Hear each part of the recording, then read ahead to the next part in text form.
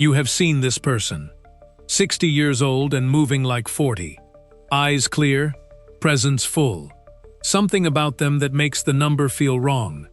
Not because of surgery, not because of money, not because of exceptional genetics.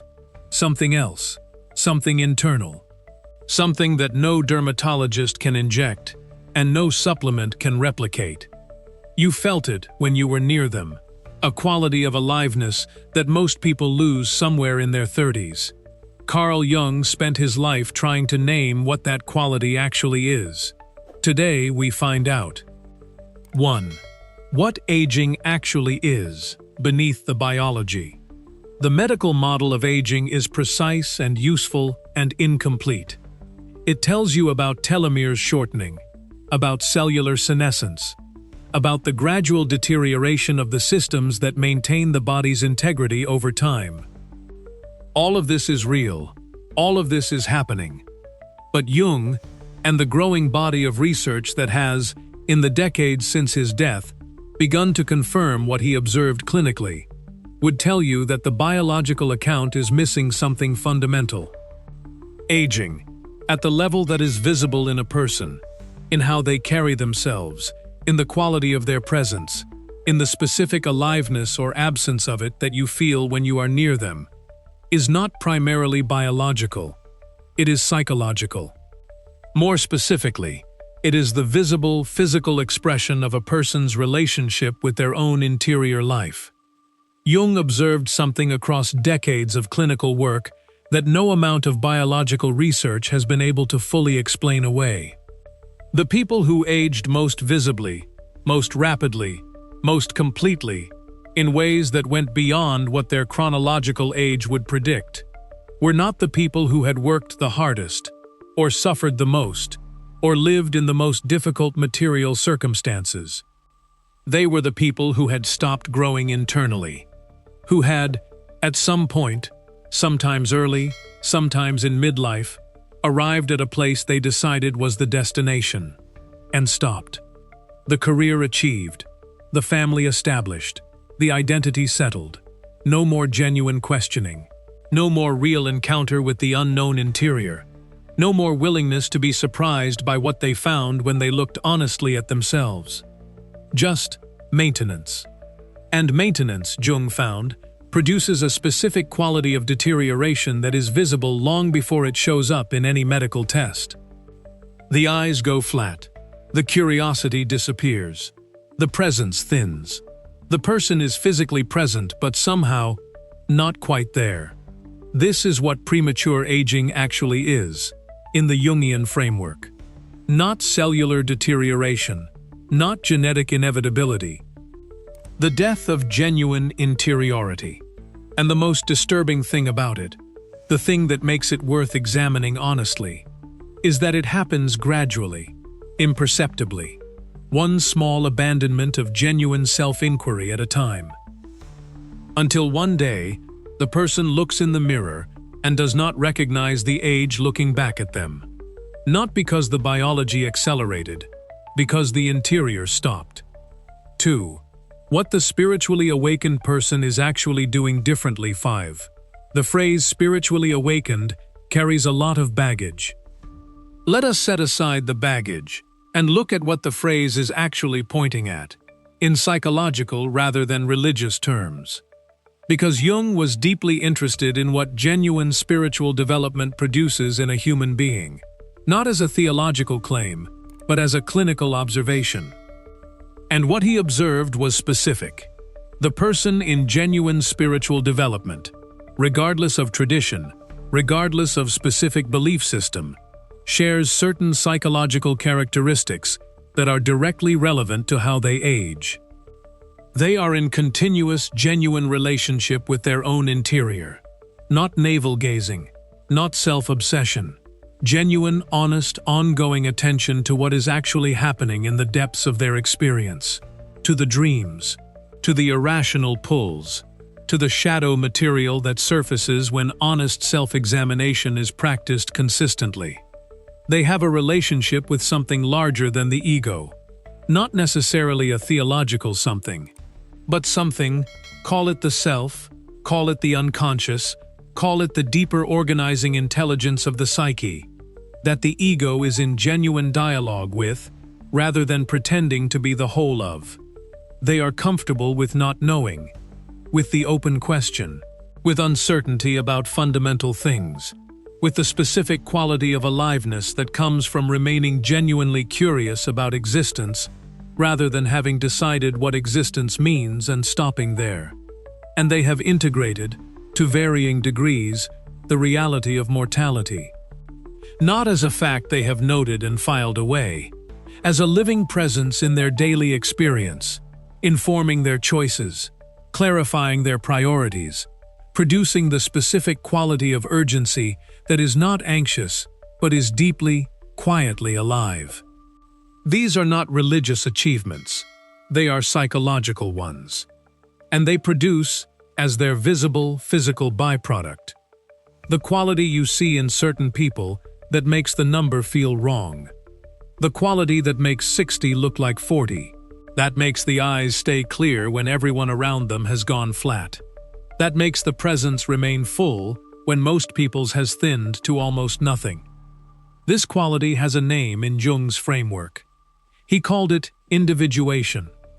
And it is available not to the spiritually gifted, not to the religiously devoted, not to those born with exceptional psychological constitution, but to anyone willing to do the actual work it requires.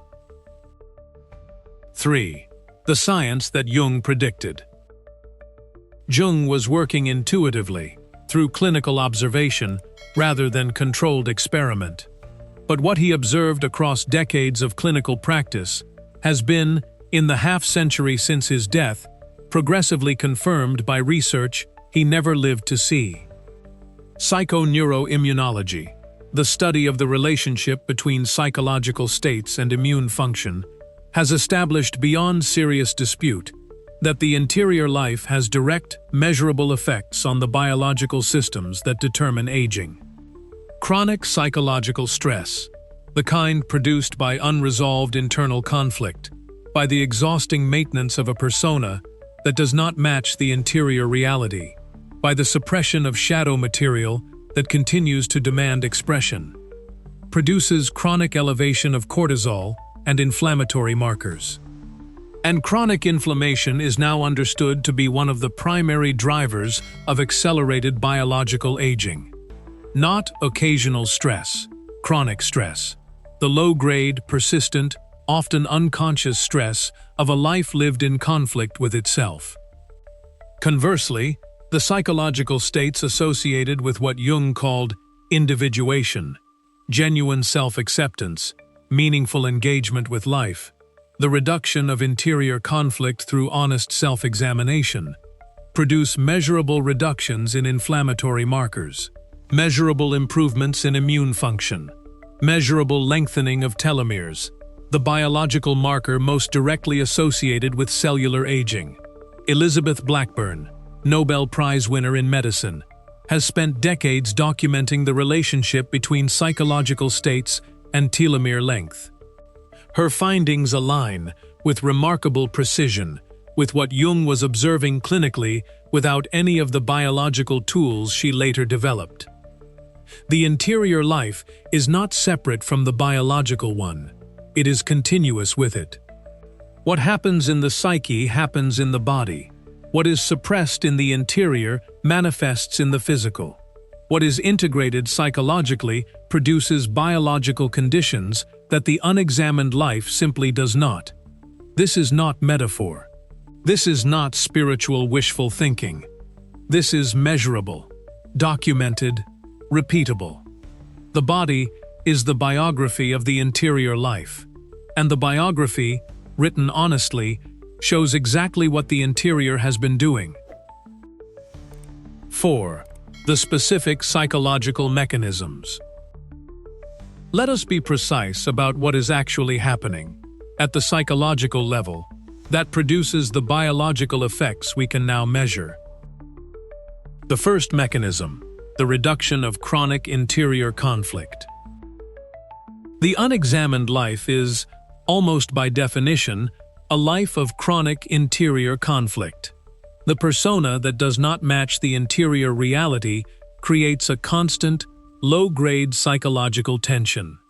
The suppressed shadow material that has not been integrated creates an ongoing drain of energy. The energy required to keep it down. The unlived life, the directions not taken, the qualities not expressed, the self not fully inhabited, creates a persistent background of what might be called existential friction. All of this tension, all of this friction, all of this suppression is metabolically expensive. The body is paying for the interior conflict in biological currency. The spiritually awakened person, through the ongoing work of genuine self-examination, reduces this conflict progressively over time. Not eliminates it, reduces it, and the biological resources previously devoted to maintaining the suppression become available for something else, for repair, for regeneration, for the maintenance of the systems that keep the body genuinely functional. This is why the awakened person seems to have more energy than the unexamined person of the same age. They are not generating more energy. They are wasting less of it on the maintenance of suppression. The second mechanism, the relationship with time. Jung observed something about the spiritually developed person's relationship with time that has no direct biological correlate, but has profound biological consequences. They are present, not planning, not ruminating, not managing the past or anticipating the future to the degree that the present moment is consistently sacrificed. Genuinely, fully present in the actual texture of the experience they are having. And presence, genuine, full, undistracted presence, produces a neurological state that is measurably different from the anxious planning and ruminating that characterizes the unexamined life. Lower cortisol, lower inflammatory markers, higher activity in the prefrontal cortex, and the regions associated with well-being and genuine engagement. The aging that comes from chronic stress is, in large part, the aging that comes from chronic absence from the present moment. The mind perpetually in the future, catastrophizing, planning, managing anticipated threats. The mind perpetually in the past, replaying, regretting, reconstructing what should have been different. Both of these are states of chronic low-grade stress. Both produce the biological consequences of chronic stress. Both accelerate the aging that the medical model documents without fully explaining. The spiritually awakened person, through whatever practice or path brought them to genuine presence, has, in biological terms, simply been spending more time in the neurological state that does not accelerate aging. Not through discipline exactly, through the specific, hard-won capacity to be here, actually here, rather than perpetually elsewhere. The third mechanism, the relationship with meaning. Viktor Frankl, the psychiatrist and Holocaust survivor, documented something that Jung had been observing from a different angle for decades.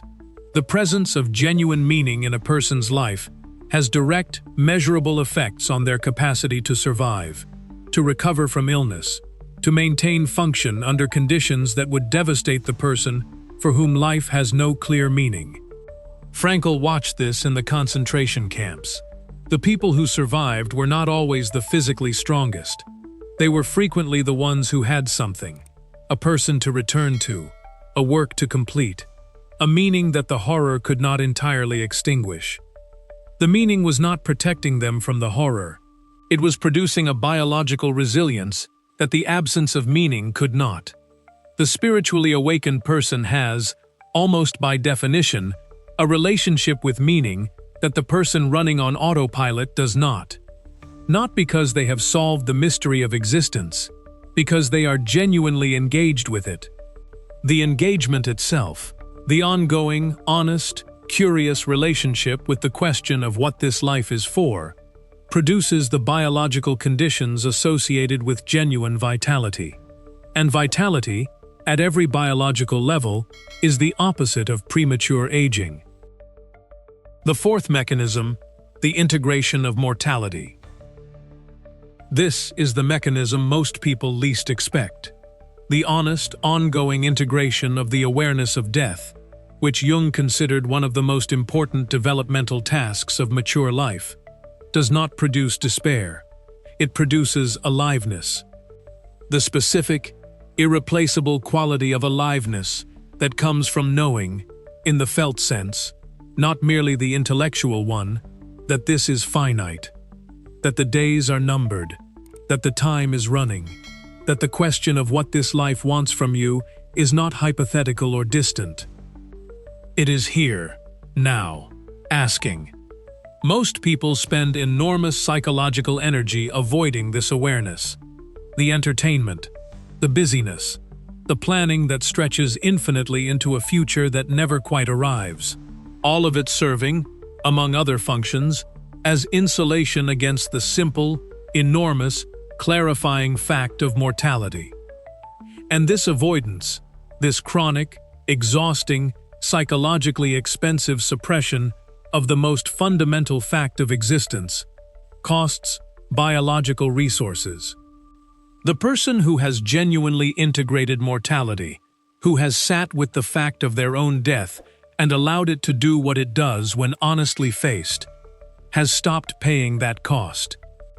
And what becomes available in the freed resources, what becomes possible when the energy of avoidance is released, is precisely the quality of presence, of aliveness, of full engagement with the actual texture of the day. That makes 60 look like 40 to everyone who encounters it. The fifth mechanism, the dissolution of the false self. The persona, Jung's term for the social mask, is not without function. It allows us to navigate social reality, to present appropriately in different contexts, to maintain the friction-reducing adaptations that make collective life possible. But the persona, maintained beyond its useful function, inhabited as an identity rather than worn as a tool, creates a specific and exhausting form of psychological labor. The labor of maintaining the gap between who you are performing and who you actually are. This gap, invisible to most observers, felt constantly by the person living inside it, is one of the most metabolically expensive psychological conditions available to a human being. The spiritually awakened person, through the specific work of genuine self-examination, progressively closes this gap. Not through radical self-disclosure, not through the abandonment of all appropriate social adaptation, but through the development of a genuine relationship with their own actual nature, so that the persona becomes, over time, a conscious tool rather than an unconscious identity. And as the gap closes, as the distance between the performed self and the actual self diminishes, the energy that was devoted to maintaining the gap becomes available for genuine engagement, for genuine relationship, for the kind of full presence that the persona game perpetually prevents. This is why the awakened person seems simultaneously more relaxed and more alive than the unawakened person of the same age. They are no longer working as hard to be someone they are not. 5. What the research actually shows. Beyond the clinical observations of Jung and the biological framework of psychoneuroimmunology, specific research programs have documented, with increasing precision, the relationship between psychological development and biological aging. The Harvard study of adult development, one of the longest-running studies of human life in scientific history, now spanning more than 80 years, has produced a finding that its researchers consider the single most important discovery of the entire study. It is not wealth, not status, not genetic advantage, not dietary discipline that most strongly predicts who will age well. It is the quality of relationships, specifically, the depth of genuine, authentic human connection that a person maintains across the decades of their life. Now, this might seem unrelated to what Jung was describing. It is not.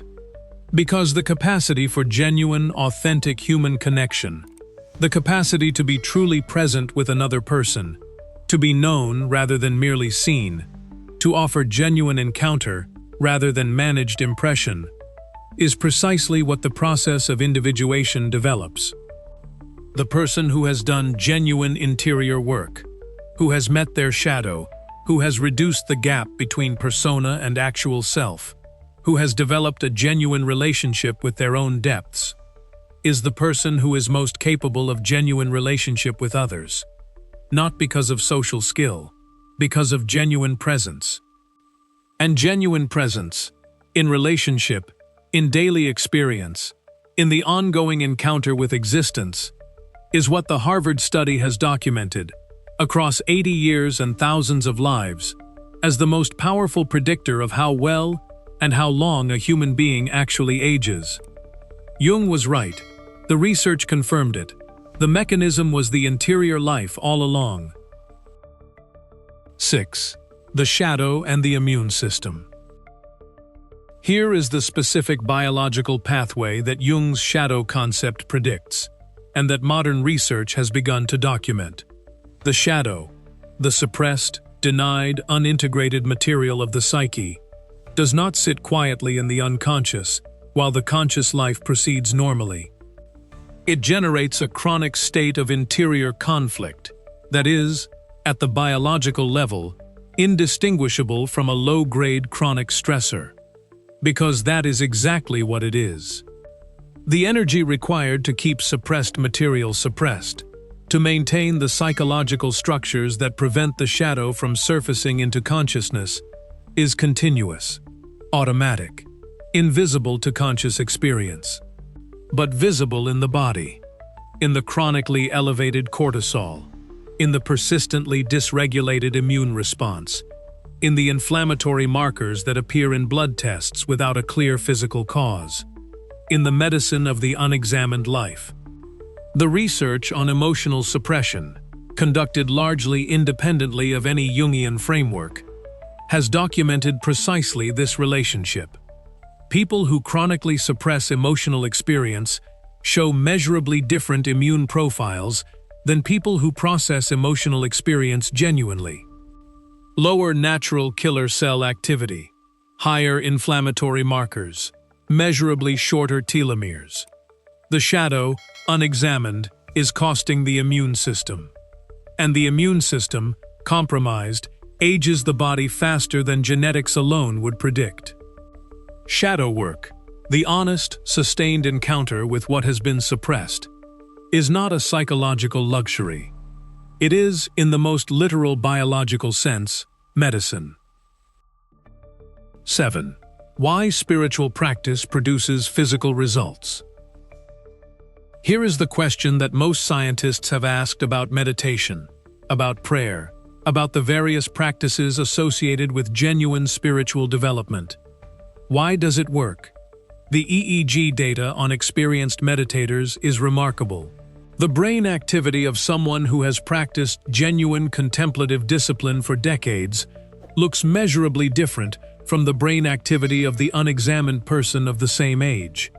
More coherent, more integrated across regions, more capable of sustaining the state of genuine presence that produces the neurological conditions associated with reduced aging. The telomere research on long-term meditators is equally striking, measurably longer than age-matched controls. In some studies, by margins significant enough to suggest a meaningful difference in biological age. But why? The mechanisms we have already discussed account for some of it. Reduced chronic stress, increased genuine presence, reduced interior conflict.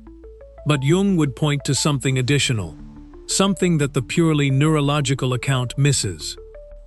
He would say that genuine spiritual practice, whatever its specific form, puts the practitioner in regular, sustained contact with the deeper layers of the psyche, with the unconscious material that the daily life persona keeps carefully at bay, with the self, the organizing center of the total psyche, whose direction and intelligence become accessible only in genuine stillness.